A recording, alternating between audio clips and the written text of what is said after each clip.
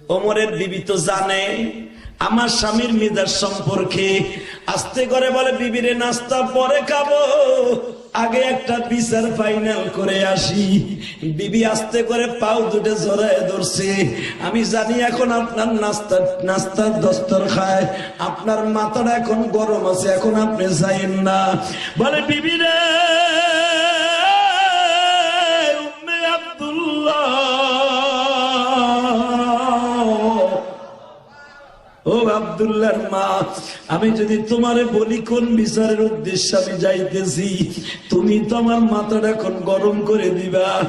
স্ত্রী কৌতূহল করে জিজ্ঞেস করলেন, তার একটু বলেন তো কিসের বিচারে যাইবা?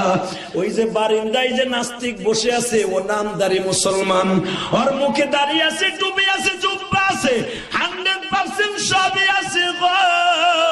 ওর মতো মুনাফিক যদি মদিনার ভূখণ্ডে বেঁচে থাকে,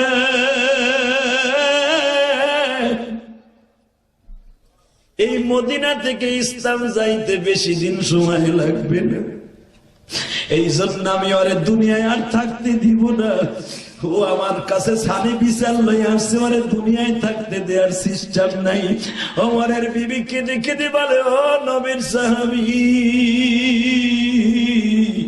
এখন কিন্তু মুসলমানের বিজয়ের টাইম, আপনার দ্বারা যদি এই কাজটা হয় ক্ষতি হবে না লাভ হবে? ওমর বলে, বিবি রে ক্ষতি হবে কি লাভ হবে দেখার টাইম নাই।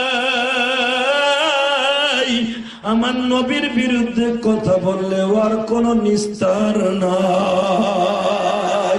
নবী আমার জান, নবী আমার প্রাণ, বলেন বাবা, নবী আমার জান, নবী আমার।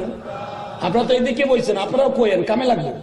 নবী আমার জান, নবী আমার প্রাণ, নবীর জন্য দিতে পারে ওমরের জীবন, নবীর জন্য দিতে পারে আমার জীবন, নবী আমার জান। কত সুন্দর ভাবে বললে ভাল লাগতো না? আপনার এই আওয়াজটা মদিনায় চলে যাবে রে বাবা। আল্লাহু আকবার জোরে বলেন তো। আমাদের পরে আল্লাহ বেজার হইতে হইতে এত পর্যায়ে হয়ে গেছে বাবা। আজকেও দেখলাম ফেসবুকে একজন দেখাইলো, হুজুরের রওজার পাশে 5-6 জন মানুষ সালাম দিতেছে। দুঃখের আলহামদুলিল্লাহ নাহমাদুহু ওয়া নাস্তাঈনুহু ওয়া নাস্তাগফিরুহু ওয়া নু'মিনু বিহি ওয়া নাতাওয়াক্কালু আলাইহি ওয়া নাউযু বিল্লাহি মিন শুরুরি আনফুসিনা ওয়া মিন সাইয়্যাতি আ'মালিনা। من يهده الله فلا مضل له ومن يضلله فلا هادي له. الذي أرسل رسوله بالهدى ودين الحق ليظهره على الدين كله وكفى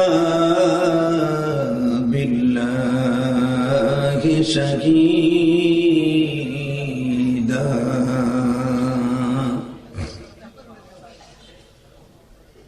أما بعد فقد قال الله تبارك وتعالى: فأعوذ بالله من الشيطان الرجيم.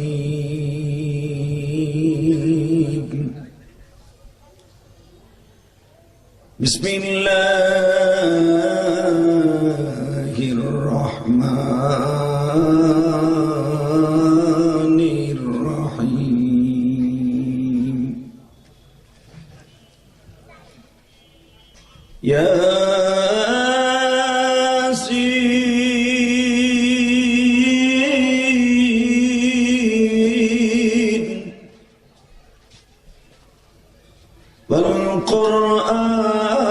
والقرآن الحكيم.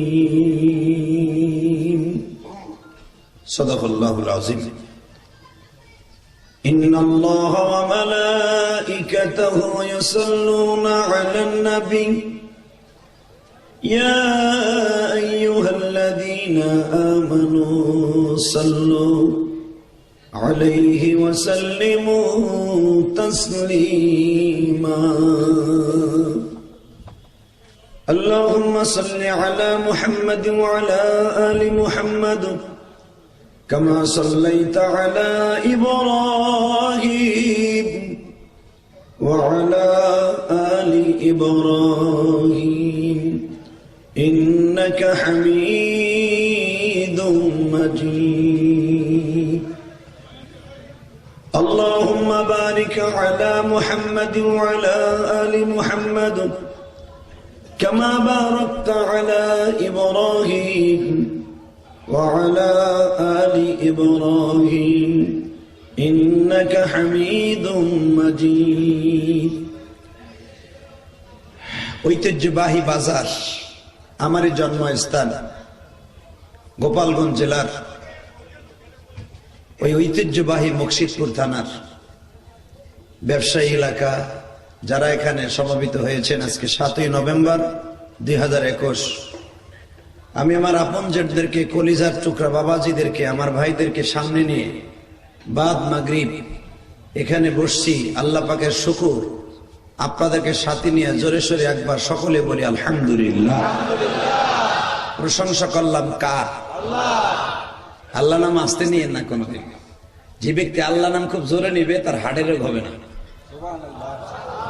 আল্লাহর কোরআনের কথা আলা বিযিকরিল্লাহি তাতমাইন্নুল কুলুব আমি বলি না আল্লাহ বলছে মুমিনের কলব জিন্দা থাকবে আল্লাহর জিকিরে সুবহানাল্লাহ বললেন না তা যে ব্যক্তির কলব জিন্দা থাকে সতেজ থাকে ওই কলব স্টক করতে পারে না হাড়ের রোগ হতে পারে না ঠিক না ঠিক কলব বলে আরবিতে আর হার্ট বলে ইংরেজিতে হার্ট আর কলব একই আল্লাহ পাক কলবের কথা কোরআনে বলছে তার হার্ট কোনোদিন দুর্বল হবে না সে স্ট্রোকও করবে না যে আল্লাহ পাকের জিকির দিয়া মানে জিকির মানে লা ইলাহা ইল্লাল্লাহ ইল্লাল্লাহ এটার জিকির না সুবহানাল্লাহ জিকির আলহামদুলিল্লাহ জিকির আল্লাহু আকবার জিকির নামাজও জিকির রোজাও জিকির হজও জিকির সবই জিকির তার ভিতর আল্লাহ স্পেশালিস্ট উযকুরুল্লাহ যিকরান কাসীরা ওয়াসাব্বিহুহু বুকরাতাও ওয়া আসীলা সকাল বিকাল যেই জিকিরের কথাটা বলছে যেরকম সরমনাই তরিকার আছে আল্লাহর কুতুবের একটা সবক সকাল বিকাল মাওলার জিকির করো আল্লাহু আকবার বলেন তো এটাও আল্লাহর জিকির বলেন তো আলহামদুলিল্লাহ বলেন তো আল্লাহু আকবার দানের বস্তা নামাইতেছেন কাঁধে নিবেন আল্লাহু আকবার দিয়ে উঠাবেন আবার যখন নামাবেন আলহামদুলিল্লাহ দিয়ে নামাবেন কি হবে জানেন আপনার যে গিরার মধ্যে যে কতগুলো আঠা আছে ঘাম যেই শক্তি দিয়ে আপনি মাথায় তুলছেন মাথার থেকে নামাইছেন হান করছেন টান করছেন এই যে আমার আব্বার গিরার মধ্যে আঠা হান হুগায় গেছে সারা জীবন কাম করছে এখন ডাক্তার কইছে আপনার এখন কৃত্রিম আঠা ঢুকাইতে হবে সুইচের দ্বারা সিরিঞ্জের দ্বারা ওই ইঞ্জেকশনের ভিতর দিয়ে ঢুকানো হয় একবার যদি এই সমস্ত গিরার আঠাগুলা গাম যেটাকে গাম বলে এই যে লড়াচড়া যেমনে খুশি এমনি করতে পারবেন ভাত মাখাই খেতে পারবেন যদি আমার আল্লাহ এই একটা আঙ্গুলের গাম শুকাইয়া দেয় তখন আর এই হাত হাত থাকবে না কাটা চামচ হয়ে যাবে কথা কর না কে কাটা চামচ যেমন এমন করা যায় না কাটা চামচের মতো খাইতে হবে এটাই আমার আল্লাহর কুদরত এই জন্য এই অঙ্গ প্রত্যঙ্গ গুলা সতেজ রাখার জন্য আল্লাহর জিকির লাগবে আল্লাহু আকবার জোরে বলেন তো দেখি আল্লাহু আকবার আরো জোরে বলতে হবে মুসলমান পৃথিবীর কোন দেশ আল্লাহ আমাকে 14টা দেশ সফর করিয়েছে আমার পাসপোর্টে 14টা দেশের ভিসা আছে আলহামদুলিল্লাহ বলেন আমি পৃথিবীর যত দেশে গেছি সেই লন্ডন ক্যামব্রিজ এই লন্ডন ব্রাইটন যত জায়গায় আল্লাহ আমাকে নিয়েছেন আমি দেখেছি আমার আল্লাহকে আল্লাহ বলে কোন জাতি কোন ধর্মের লোক ডাকে না শুধু একমাত্র মুসলমান আমার আল্লাহকে ডাকে খ্রিস্টানরা 24 ঘন্টা ডাকে গড কইয়া গড গড নো গড হান তান আগডুম বাগডুম কত কিছু কয় যাবেন হিন্দু ভদ্রলোকদের কাছে তারা বলে ভগবান যেগুলো আমার নাম আল্লাহর নাম একটাও না কথা কর না কে ভগবান কোন কোরআনে আছে কোন শাস্ত্রে আছে এদের বানানো নাম ভগবানের ভগবতী আছে ঈশ্বরের ঈশ্বরী আছে আমার আল্লাহর কোনো আল্লি নাই। আমার আল্লাহ হলো লা ইলাহা, তার লাস্ট ডিভিশন হলো ইল্লাল্লাহ। কোন মাবুদ নাই আল্লাহ ছাড়া, দেয়ার ইজ নো গড, কোন গড নাই আল্লাহ ছাড়া। কথা ঠিক না বেটি? তারা যে গড ফট কয় এগুলো আল্লাহ না। হ্যাঁ, তাদের ভাষায় তারা ডাকে, কিন্তু আমার আল্লাহর জাতীয় যে একটা নাম আছে ৯৯টা, আমার আল্লাহ বলেন দুনিয়ার কোন শব্দের সাথে আমার তুলনা হবে না। জোরে বলেন না কেন? আরো জোরে। দুনিয়ার কোন শব্দ দিয়ে ইবাদত জায়েজ থাকতো, নামাজের ভিতরে সূরা ফাতিহার বাংলা কইলে উল্টো। কথা বল না কেন? যেখানেটা সেখানে রাখতে হবে। এই যে জুমার খুতবা আরবিতে কেন পড়া হয়? জুমার ওয়াজ করে হুজুর, এই যে ওমর সাহেব অনেক বড় আলেম, আমার সাথে বড় আলেম, আপনাকে এলাকায় থাহে মনে করেন দূর যাও খাও হুজুর। আমি ঢাকা থাই দেখি আমি তাল গাছ হুজুর হয়ে গেছি। না রে ভাই, আমার সাথে উনি বড় আলেম, আলহামদুলিল্লাহ বলতে পারেন না? আমি ইলিয়াস যদি এই আপনাকে গ্রামে থাকতাম, গ্রাম দিয়ে ঘুরতাম, ও ইলিয়াস মৌলানা। এখন আমি ঢাকা থেকে কাটিং কুটিং করে আইছি, লগে বেড়ার একটু জিহাদি লাগাই দিছে, ওয়াজ মুসলমান একটু ভালো পারি আল্লাহর ইচ্ছায়, মায়ের দোয়ায়। এখন দেখেন মাগরিবের সময় যেই লোক হইছে, ইশারের সময় মনে এত লোক হইব না। কথা কর না কে? হালাকে আমার সাথে ভালো ওয়াজ করে, ভালো কণ্ঠ, ভালো এলেম, ভালো সুর। এর পিছনে কারণও আছে। এই 22টা বছর এই রাস্তায় মেহনত করছি, 22টা বছর পৃথিবীর অনেক জায়গায় যে চোখের পানি ফেলছি। আর এইগুলার সবচেয়ে মূলে হলো একটা জিনিস আমি রিসার্চ করে বের করছি, যে আমি ইলিয়াস অজপাড়াগায় আমার জন্ম। অজপাড়াগায় সেই গোপালগঞ্জ জেলার লাস্ট একটা থানা মুকসিদপুর। মুকসিদপুরে পরে কিন্তু গোপালগঞ্জের আর কোন সীমারেখা নাই। কথা কর না কে? আর এমন জায়গায় ওয়াজ দিচ্ছেন মাত্র কয়েক গজ গেলেই মাদারীপুর। হ্যাঁ, সত্য কইছে না মিথ্যা কইছে? মাদারীপুর গোপালগঞ্জ বর্ডারে, এখান থেকে যাইয়া সারা বাংলাদেশ কাঁপাইতেছি, বিশ্বের অনেক জায়গায় যাইতেছি। এটার পিছনে কারণটা কি? আমি মাঝে মাঝে বালিশ মাথায় দিয়ে চিন্তা করি। আপনি ভাইবেন না যে চিন্তা করি না, আমরা চিন্তা করি। এই চিন্তা করে একটা রেজাল্টই পাই। আসলে এটা আমার কোনো টেকনিকও নাই, এলেমও নাই, আমলও নাই। একটা জিনিসই আমার রেজাল্ট ফাইনাল হয়, তার পিছনে একটাই, যুবক ভাইরা তোমাদের এই মেডিসিনটা কাজে লাগবে, যেটা আমি এখন তোমাদের উদ্দেশ্যে বলবো। এটার পিছনে কারণটা কি? এই যে আপনাদের দোয়ার বাদাউলাতে না কইলে তো বুঝবেন না, আবার গল্প পাইবেন না, আবার ভাইবেন না যে অহংকার করতেছে না। আমি আপনার দোয়ার বাদাউলাতে, যে আগের বক্তা বললেন 1,20,00,000 টাকা দিয়ে সার্বিক কাউন্টারের পিছনে, যে সার্বিক চন্দ্রা সোনালী যে গাড়িগুলো যায়, এর পিছনে সাথেই 1,20,00,000 টাকা দিয়ে মসজিদে জায়গা কিনছি। আমি কারো কাছ থেকে 20টা টাকাও নেই। কেউ বলতে পারবো না টাউনে যে 20 টাকা নিয়ে ইলিয়াস রহমান জিয়াদি জায়গা কিনছে। আল্লাহর নামে অক্ষ করছি। এ পর্যন্ত আমি হিসাব করলাম 3 তলা পর্যন্ত। গতকালকেও আমি 1,30,000 টাকা টাইলসের দোকানে দিয়া গতকালকে গোপালগঞ্জ মাহফিল আইছি। আমি কিন্তু গতকালকে গোপালগঞ্জ ছিলাম, আলহামদুলিল্লাহ বলেন। আমি এ পর্যন্ত হিসাব করলাম আমার মসজিদে 2,62,00,000 টাকা চলে গেছে আমার নিজের। তা আমি একটা আপনাগরি সন্তান, একটা মসজিদ আল্লাহকে সাথী নিয়ে করতেছে আমার মায়ের নামে। এটা কারণটা কি? এর পিছনে কি? আমি মাঝে মাঝে চিন্তা করে একটা জিনিসই বাইর করছি বাদাম, সেটা হলো এটা আর কিছু না, আল্লাহ পাকের ফজল ও করম। 2 নম্বরে হলো আমার জনম দুঃখিনী মায়ের দোয়া। বাজান রে, আমি এখন কেন বলছি প্রবাসী ভাইরা, আমি গত কয়েকদিন আগে একটা প্রবাসীর দৃশ্য দেখে আমি নিজেই কাঁদছি। চাঁদপুর কচুয়া বাড়ি ছিল ওই মা আর বাবা, যখন এয়ারপোর্টে জনম দুঃখিনী মা আর বাবা আসছে পোলারে আগায় দেওয়ার জন্য, যখন এয়ারপোর্টের মধ্যে সন্তানটা ঢুকিয়া যাচ্ছে, মা পিছনের থেকে হাতটা বাড়ায় বলে, জাদুরে কবে আবার তোরে পাবো আমি জানি না, আয় তুই একটা কপালে চুম্বন দিয়া দে।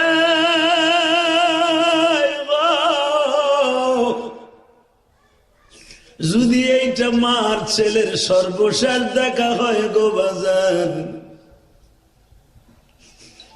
এই ছেলেটা যদি বিদেশও যায়, পৃথিবীর যে প্রান্তে যায়, ওরে আল্লাহ কোন বড় বিপদের মধ্যে ফেলতে পারে না।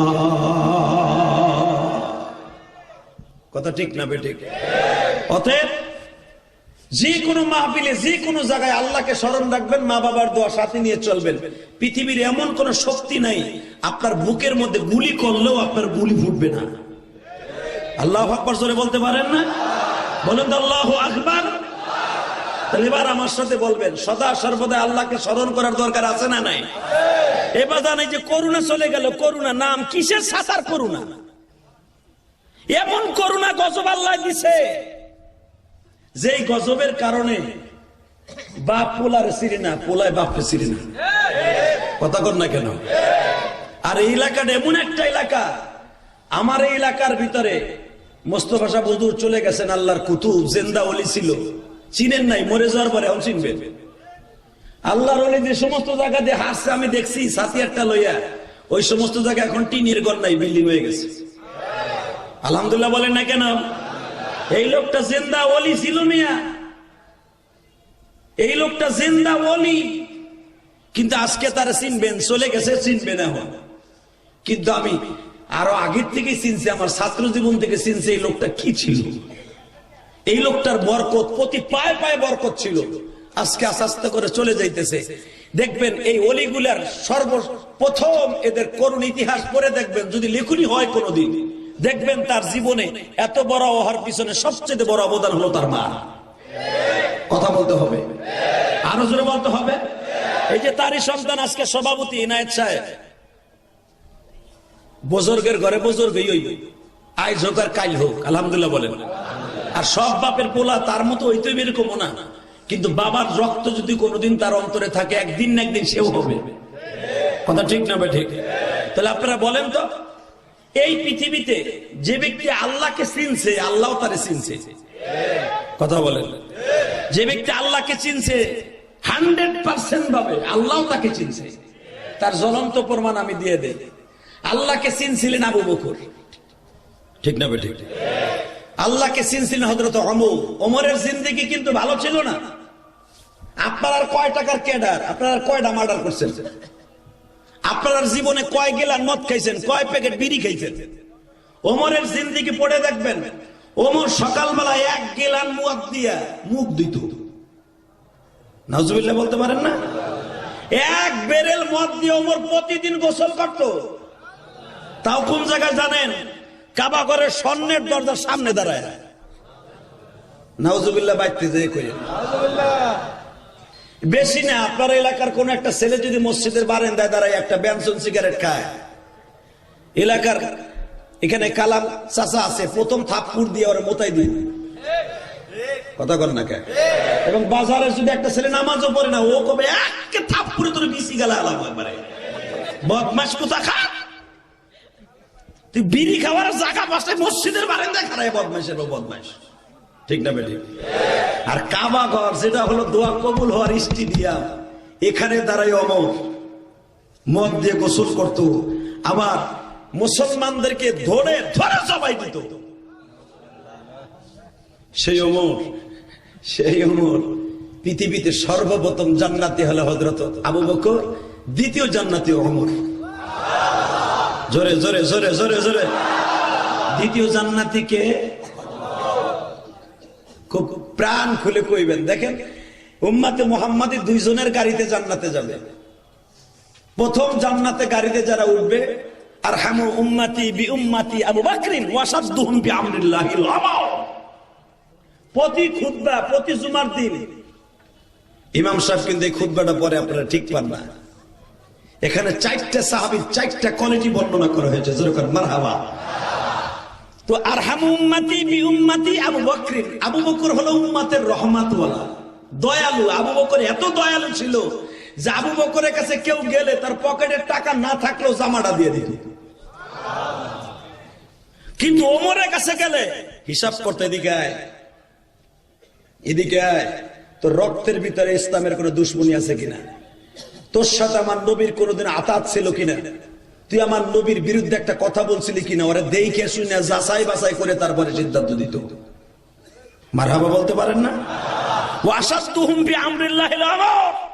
ওমরের জিন্দেগিতে এত বিচারের দিক দিয়ে কঠিন ছিল, নবীর বিরুদ্ধে কেউ কথা বললে ওর সাথে কোনো আপোষ থাকতো না।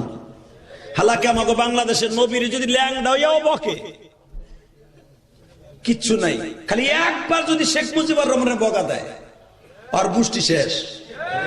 কথা কর না কে? প্রেসিডেন্ট জিয়ারে একবার বকা দিলে দানের শীষ লয়ে যারা মাথায় ঘুরে পাগল হয়ে যায়, তুই আমার নেতারে বকা দিলি। তাই শেখ মুজিবুর রহমানের দাম আর মুজিবুর রহমানের দাম আর সেই জিয়াউর রহমানের দাম আমার নবীর চাইতে কি কম না বেশি? আস্তে কথা কইেন না, বেশি না কম? হালাকে বাজান রে, আপনারা দেখেন তো আমার নবীরে কতগুলা বকা দেয়। ও বাজান, ওমরের সামনে বকা তো দূরের কথা, যে ওমরের জিন্দেগি খুললে বাজান,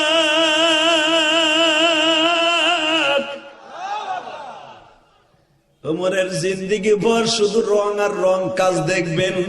যেদিন থেকে ওমরের কাজগুলা রাইট হয়ে গেল, কালেমার পতাকা হাতে নিয়ে লা ইলাহা ইল্লাল্লাহর মালা গলায় দিলেন গো বাবা, ওমরের জিন্দেগি এমন ভাবে পাল্টে গেল। ওমর এমন ভাবে ডিক্লার দিল, মক্কার মুখণ্ডে যদি একবার আমার নবীরে কেউ গালি দেয়, আমি ওমর খাত্তাবের পোলাওয়ার জ্যান্ত দাফন করে ফেলব। জ্বলন্ত প্রমাণ দিলেই যেটা কোরআনের তাফসিরে আসছে, একজন মুসলমানের পোলা আবু বকরের কাছে জিয়া বলে, আপনি তো উম্মতি বি উম্মতি আরহামু উম্মতি, আপনার তো দয়া বেশি। কয় হ্যাঁ, নবী কইছে তাই কইলাম। ও আচ্ছা, কি জন্য আসছিলেন রে ভাই? আপনি তো স্বরাষ্ট্রমন্ত্রী আর পররাষ্ট্রমন্ত্রী তো ওমর। ওমর তো খাম খেয়ালি খামা হালত, ওর কাছে যাই নাই, আপনার কাছে আসছি। আবু বকর বলে, আমি কারো বদনাম শুনতেও রাজি না, বলতেও রাজি না, কি বলবেন তাই করুন। আপনার অভিযোগটা কি? অভিযোগ হলো নবী মুহাম্মাদের বিরুদ্ধে। নাউজুবিল্লাহ, আসতে গেলে ডায়াবেটিস হইবে। নবী মুহাম্মাদের বিরুদ্ধে আমার অভিযোগ। কয় কে? কয় আমি মুসলমান, আমি তার দলের লোক, আমি তারে ভোট দিলাম, আমি তার সাহাবীকে মদিনায় জায়গা দিলাম, আমি আওস বংশের পুলা। হালাকে আমার পক্ষে একটা বিচারের রায় না দিয়া রায় দিল একটা ইহুদির পক্ষে, অমুসলমানের পক্ষে, নন মুসলমানের পক্ষে। এটা মুহাম্মদ সাল্লাল্লাহু আলাইহি ওয়াসাল্লামের কাম হইল? নাউজুবিল্লাহ বলেন না। আবু বকর বলে, ভাই আমি বাড়াইতেও চাই না কমাইতেও চাই না, আমি নরম দিলের মানুষ, আমি তোমার লগে বার্জিডিং করবো না। বিচার যখন নবী করে দিছে, এর ভিতরে আমি হাতও দিব না, তোমার কোনো সিদ্ধান্ত দিব না, তুমি অন্য জায়গায় চেষ্টা করো। আল্লাহু আকবার বলেন। এই লোক চিন্তা করলো, এই আবু বকরের মেন মেনে লোকের দ্বারা কাম হইব না, খামা হাজিরা আছে ওর কাছে যাই। আমাদের সমাজে খাম খাইলে লোক আছে না নাই? একজন খামাহা লোক দেখে, ভাই আমি তোমার দল কর্ম, পরে ধরো, কোথায় দে বাড়ি। কথা কন না কেন? সব দলের এরকম লোক লাগে দুই চারজন, কিন্তু একবারে কি ভাবছেন জিন্দেগিটা একদিন আপনার আবার মাটির সাথে মিশে যাবে? কথা ঠিক না? ঠিক। ওমর এক বাড়িতে গেছে, ওমর তো খুব কড়া মেজাজের মানুষ। রাসূলই বলছে, আরহামু উম্মতি বি উম্মতি আবু বকর ওয়া আশাদুহুম ফি আমরিল্লাহি ওমর। আমার ওমর এতই কড়া মেজাজ, এতই তার বিচারের দিক দিয়ে এতই কঠিন, যে একটা মাছি আর একটা মাছের পিঠের উপর উঠলে হিসাব দেওয়া লাগতো, কেন উঠছো? কোন বাঘে যদি একটা বাঘিনীর আসর দিত, কোন বাঘে যদি জায়গা দাও। আল্লাহু আকবার বলেন। এ মুসলমান ভাইরা আমার দিকে তাকান। ইন দি মিন টাইমে হযরত ওমর যে বললেন এই কথা, ওমরের বাড়ির বারান্দা যে কইতাছে, শুনেন আমি একটা কথা কই, আবু বকরের কাছে গেছিলাম, বিচার পাই নাই। ওমর বলে, আর কার কাছে গেছিলেন? কয় বিচার দিছে নবী মুহাম্মদ রাসূলুল্লাহ। ওমর বলে, আর কি বিচার কার রায় দিছে? কয় দিছি ইহুদির পক্ষে। তো তোমার পক্ষে দেয় না, এই জন্য নবীর বিরুদ্ধে লাগছে? কয় হ্যাঁ। তাহলে এখন আমার কাছে কি চাও? কয় আপনি পররাষ্ট্রমন্ত্রী, আপনি যদি সানি বিচারটা করে দিতেন আমার খুব ভালো লাগতো। ওমর বলে, সানি বিচার আমার দিয়ে করাইবা? কয় হ্যাঁ। একটু বসো, একটু বসো, এখন দিনটা নরম করে দিবেন। সাহাবীরা নবীরে কত ভালোবাসছে, কত ভালোবাসছে। তুমি একটু ওয়েট করো, আমি আসতেছি। ঘরের মধ্যে গেছে। ওমরের বিবির জানা ছিল স্বামীর চরিত্র কেমন, এটা কি ঘরের কেউ না জানলো, পৃথিবীর কেউ না জানলো, বউ জানে। ওমরের বিবি তো জানে আমার স্বামীর মেজাজ সম্পর্কে। আস্তে করে বলে, বিবিরে নাস্তা পরে খাবো, আগে একটা বিচার ফাইনাল করে আসি। বিবি আস্তে করে পাও দুটো জড়ায় ধরছে। আমি জানি এখন আপনার নাস্তার দস্তর খায়, আপনার মাথাটা এখন গরম আছে, এখন আপনি যাইেন না। বলে বিবি রে উম্মে আব্দুল্লাহ, ও আব্দুল্লাহর মা, আমি যদি তোমারে বলি কোন বিচারের উদ্দেশ্যে আমি যাইতেছি, তুমি তো আমার মাথাটা এখন গরম করে দিবা। স্ত্রী কৌতূহল করে জিজ্ঞেস করলেন, তার একটু বলেন তো কিসের বিচারে যাইবা? ওই যে বারিন্দায় যে নাস্তিক বসে আছে, ও নামদারি মুসলমান, ওর মুখে দাঁড়িয়ে আছে, টুপি আছে, জুব্বা আছে, 100% সবই আছে গো। ওর মতো মুনাফিক যদি মদিনার ভূখণ্ডে বেঁচে থাকে,